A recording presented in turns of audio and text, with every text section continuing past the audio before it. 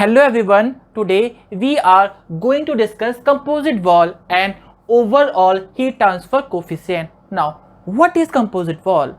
When two walls are connected in series or parallel connections, then they are known as composite wall. Now, look at this example. In this example, we have connected two plane wall. What is plane wall? Wall which are having constant cross sectional area are known as plane wall. So in this example, two plane walls are connected in series with each other. Now this composite wall is exposed to the hot fluid like steam at one end and exposed to the cold fluid like air at the other end. Now temperature of the hot fluid is TH, temperature of the left face of the first wall is T1, temperature of the interface is T2 and temperature of the second wall is T3 and temperature of the cold fluid is Tc. Now thickness of the first wall is L1, thickness of the second wall is L2, thermal conductivity of the first wall is Ka, thermal conductivity of second wall is Kb and the heat transfer rate throughout the system is Q. Now in this subject our basic motive is to determine the temperature distribution in the system and then heat transfer rate. Now I have explained this formula in lecture number 10. So if you have not watched that lecture and then come back here. Now from here we need to determine the value of constant C1 and C2 and they can be determined with the help of boundary condition. Now our thermal system is divided into two domains. Now domain number 1 varies from 0 to L1. It means for wall number 1, okay, the boundary condition number 1 is given as at x equal to 0, t is equal to T1. It means the temperature of the left face of the first wall is T1 and the second boundary condition tells that at x equal to L1, t is equal to T2. It means temperature of the interface of the two wall is T2. Now, as we already know from the basic mathematics, when we put these boundary conditions into this equation, we can determine the value of constant C1 and C2 and after substituting these constants C1 and C2 in equation number 1, we can get the temperature distribution like this. Now this is basic simple mathematics, so I am not going to discuss this here and I already discussed this in lecture number 10. Now domain number 2 varies from L1 to L1 plus L2. Now for wall number 2, the boundary condition number 1 tells that at x equal to L1, t is equal to T2. Again, the temperature of the interface of the wall is T2. Second boundary condition says that at x equal to L1 plus L2, t is equal to T3. Temperature of the right face of the wall is T3. Again, after putting this boundary condition in this equation, we can determine the value of constant C1 and C2 and after substituting the values of C1 and C2 in this equation, we can determine the temperature distribution for domain number 2 like this. Now, I am going to discuss heat transfer rate. So, as we already know, heat transfer rate is determined by Fourier's law of heat conduction. So, heat flux for this thermal system is given as minus Ka dt upon dx or minus Kb dt upon dx.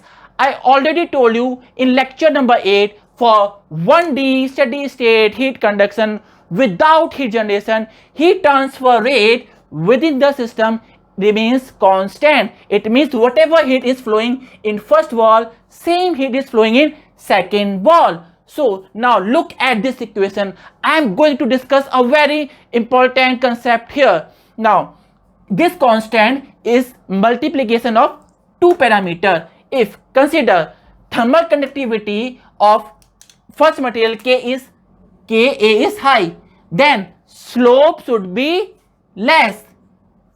Now consider if thermal conductivity of Kb is low, then slope should be higher. Now tell after watching this temperature distribution, thermal conductivity of which material is higher?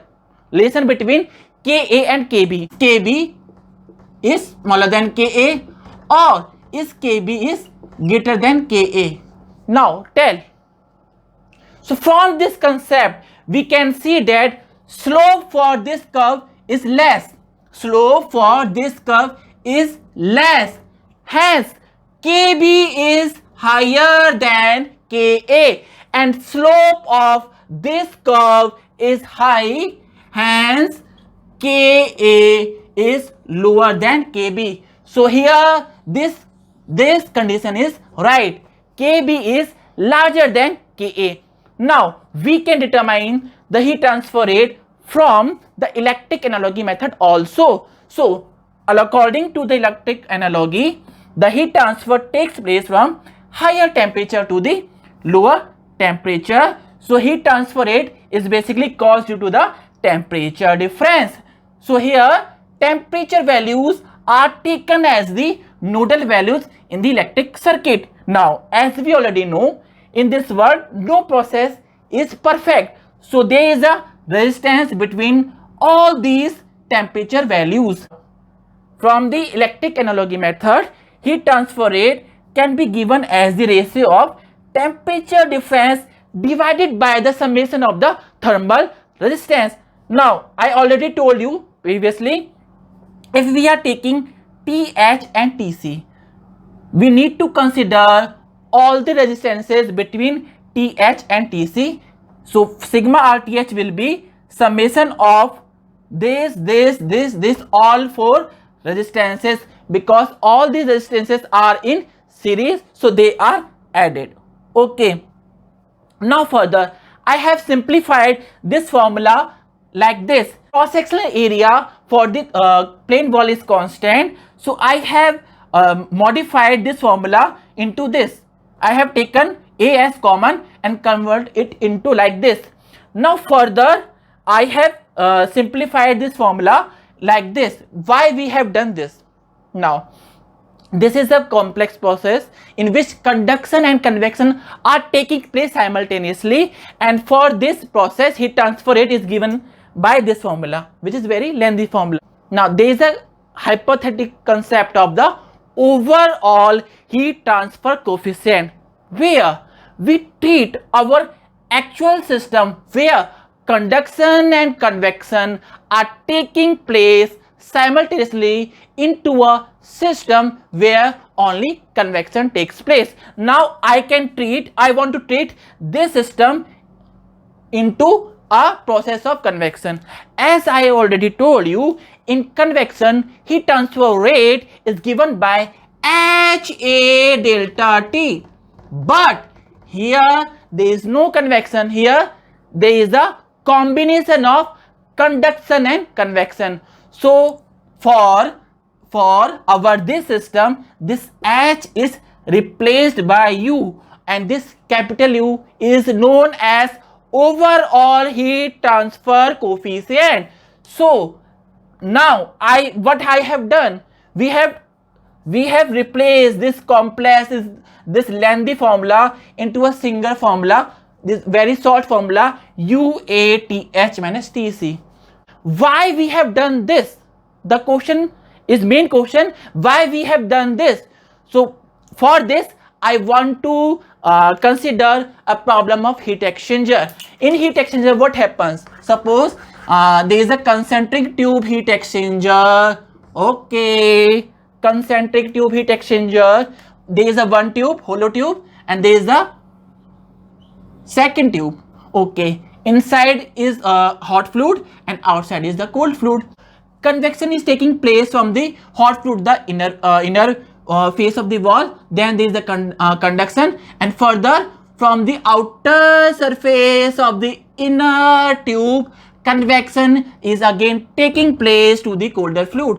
While analysis of this type of problems, there is a large number of the equations. So to simplify our calculation and to make our calculation and analysis simpler, we introduce the concept of the overall heat transfer coefficient, where we can treat our problem of combined conduction and convection into convection problem and replace this large equation into a short equation like this. Now, second advantage of this overall heat transfer coefficient is that we can determine this value from the experimental results. From the experiments, we can establish a relationship between temperature difference and the heat transfer rate, and from these values we can calculate the value of overall heat transfer coefficient. Now, what is the benefit of it? Now, further, from the value of U, we can verify our theoretical concept, and secondly, we can done the reverse engineering. We are given the temperature of the hot fluid and the cold fluid, and we are also given the heat transfer rate to be achieved. Then from the value of the overall heat transfer coefficient, by reverse engineering we can design the values of any one of these HH, HC, all these parameters. So I will stop here, and we are going to discuss a problem from GATE in second part of this lecture. Okay. Now we are going to discuss a problem from GATE 2014.